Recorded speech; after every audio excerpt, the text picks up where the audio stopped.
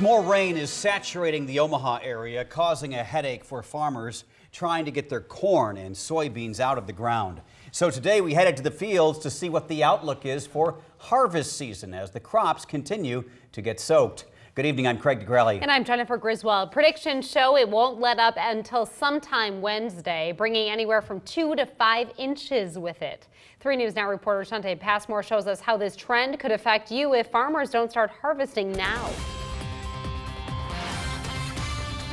Talk about the weather dampening the mood for farmers. If this rainfall continues and they can't get their crops out in time, then there's concern that they'll run into problems later on.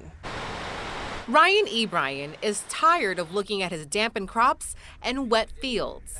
We've gotten about 300 acres done so far. But the third-generation farmer says he still needs to harvest about 1,700 acres more. So far, mostly he's gotten soybeans, some corn.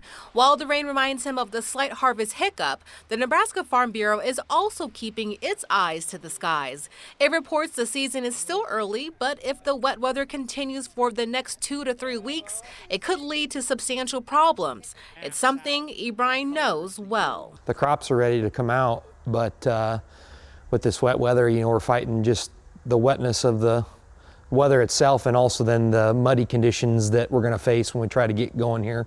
In the meantime, Ebryan is checking out his equipment to make sure he's ready to work around the clock once the weather breaks through.